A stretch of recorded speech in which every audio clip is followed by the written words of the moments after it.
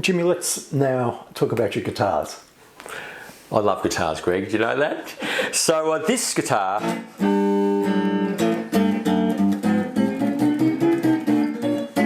is, for people who remember the Jimmy the Human days and then my early days in the Jets, this is the gold top I always played. I bought it in the 80s, and this is a 73. It was a deluxe, still a deluxe, but it would have had mini humbuckers in this guitar. Most of the guitars that I favour are from the early 70s, and they usually had mini humbuckers in them. So this was already converted when I got it. The other one I have, which is down here, in those days I had two gold tops. People didn't realise that there was actually two, but this was the main one. The other one had minis, and I have pulled them out and put in P90s, which I love the sound of, and I record with those probably more often than not these days. But the P90s are more bluesy, whereas these are more of a rock sound. But the ironic thing is, the Les Paul was designed as a jazz guitar. Like that's the voice of the guitar. And for anybody interested, that's a real PAF in there. That's a 59 PAF. I think they're worth like $1 bazillion now. That's a late 60s T-top Gibson, so it's pretty vintage as well. I used to have a set of PAFs. Can you believe I had a real set? And when I sold a Strat copy that I had, like a Van Halen copy, I left the other PAF in that guitar. Shoot me now. So somewhere out there is that guitar, and I'll find it one day and get that pickup back. But that's the PAF.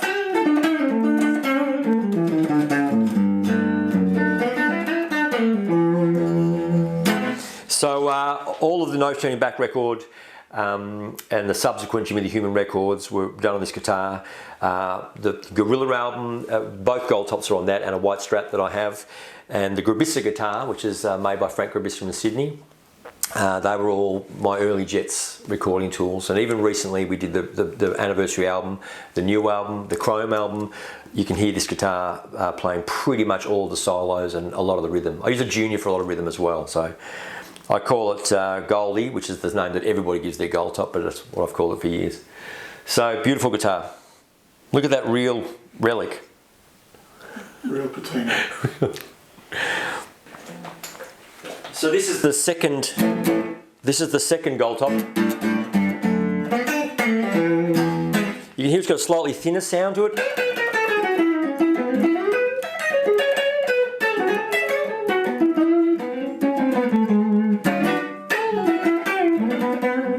And this is kind of the main guitar these days when I'm in Melbourne or Victoria, more for blues gigs. This is kind of like the blues guitar that I prefer to use. It has much bigger frets than the other ones. There are subtle differences, but it's better for bending. Larger frets. That's actually got a humbucking circuit under the P90. So this is a 69, this guitar. So that's a transitional time. And if you were to look closely at this guitar, you would see that there's no dot on the eye over the Gibson logo. There's no Les Paul sticker on it, and if you open the back, there's a big red B stamped in there, which meant, I'm told, that was from the second half of 1969. So the first half of the year they still made them with a one-piece body and the old necks, some of which were from the 50s. But this is a transitional guitar. It has some of the old appointments and a lot of the new construction. So they're quite rare. And I remember I paid $1,300 for this guitar back in the 80s. And a friend of mine was just overseas and he sent me a picture from a guitar shop in London. They were $22,000. I was like, when did that happen? So. But this is probably the guitar when I'm around Victoria, people see me play the most. I don't tour with it, but I met a great guy in Cairns, Reuben, Reuben's Guitars. Just pause again for a second, put that down.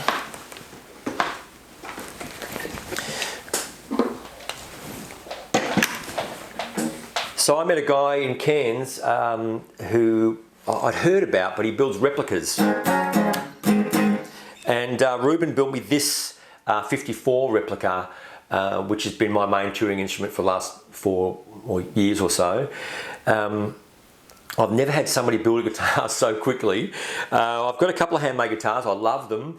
But Reuben said to me, what's your dream guitar? And I said, oh, well, you know, I love gold tops, and I guess a 54. But I said, even if I had the money, I wouldn't spend it. I've got kids, it's just not a good thing to buy anymore. He said, oh, yeah, I've got a customer that's got one of those. I can make one of those. I'm like, can you? So off he went, and I call him the great man. And I expected that it would take a year to make a guitar. That's been my experience in the past, and even longer sometimes, and that's fine.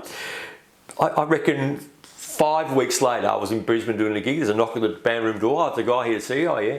In comes Reuben, opens the guitar case. Look, I made this for you. I'm like, what? So we struck upon a deal, and I got this replica. Now, so it's made the old way, 1-piece body, 1-piece neck. It's a thick neck with a soft V, which is what the 54s had. The angle of the neck is slightly shallower. And of course, it's got the wraparound bridge. It has the same pickups as my old 69. You can see on the headstock, it's got his name on it. It says Reuben instead of Gibson. But a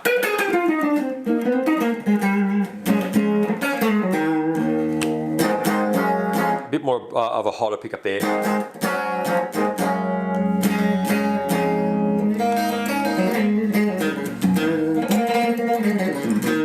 So yeah, that's what I take out in the road. Probably that. I might take a Grubissa. Sometimes I take out a Paul Reed Smith that I've got as well that I had all tweaked up, which I love that guitar also. And also Yamaha got me one of their SGs with a double cutaway, which has got a very similar pickup selection as this. That's my other real touring guitar. So I'm cautious about putting guitars on the plane now. It's too much danger. So this guitar is a mid-60s Melody Maker, which I had since the very early days. These were just a cheap and cheerful guitar. In fact, in the early 80s, things like Juniors and SGs as well were not considered like high-end guitars. They were kind of still in the student guitar mindset. If you had a Les Paul, that was considered a real guitar or a Strat. But anything lesser than that was kind of seen as like a little cheap thing. So these kind of guitars, I remember I bought a 61 SG Junior for $350 in those days in Paran. And I bought this for a little bit more and became, before that, this was my first real name guitar. So this became the guitar that I used in the Astros and a lot of things apart from the gold top that I had, which I don't have anymore. And was kind of like the backup guitar between me and Josie. So she would often take this guitar and do, she did an AC/DC band on occasion in the very early days of tribute bands. And because we didn't have a lot of guitars, she would take this as the kind of mock red double cutaway that Angus played. So we used it a lot between us. And then I sold it to a really nice guy, Shane Brophy, thank you Shane. And he contacted me a couple of years ago and said, you know, I've got your old guitar still after all these years. And he said, are you interested in buying it back? And I literally, like, I couldn't get there quick enough. You know, I really had lamented the fact that I'd sold this old bit of my history. So I bought it back off Shane, and I've had it ever since. And another one which I love, he put a P90 in it. So this is also an old Gibson T-top. They're my favourite pickups, and whenever they turn up, if I can afford them, I buy them. But they're getting expensive now. So I bought that and I put it in there like the original one I had. But it's a real rock and roll guitar. And I would say that I probably prefer the sound of solid mahogany guitars even over Les Pauls with a maple top. I love that guitar, but when it comes to just that warmth, the mahogany sounds a little bit more organic to me. So here we have this incredible instrument, once again made by the great man Reuben up in Cairns. And he and I got into a conversation about my other favourite instrument, which is the mandolin. And the fact that there were some double neck Gibson guitar and mandolins made, I guess in the 60s, but they are in small numbers and are prohibitively expensive. So he was looking for a kind of a project to promote his Rock Pig guitar. So we decided we'd get together and he would make a Rock Pig version of a double neck. So what we have below, in the colour of kind of off gold, which is my colour, is a nicely put together 6-string guitar.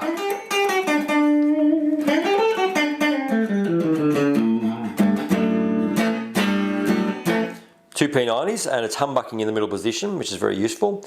And then I flick the switch up here, and we have a mandolin.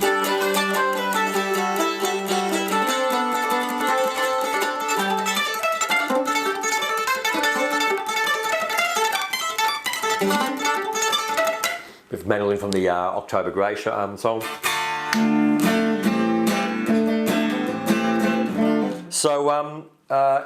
it's quite a thing.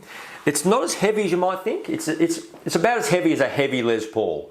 I've tweaked it a little bit. I've relocated the strap to make it a little bit more ergonomic, and I actually rewired that's a tone pot. That's volume for the guitar, tone for everything originally, and volume for the mandolin. 3-way for the guitar.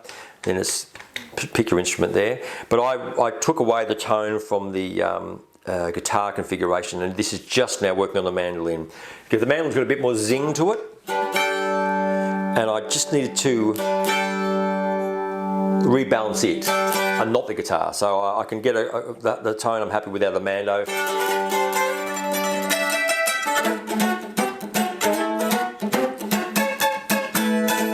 So I can kind of then get, So it's a genius thing. Like, I just love it, and it's hard to travel at the moment. But I'm going to get a case made for it so I can take it away on some of the Jets tours later this year. So.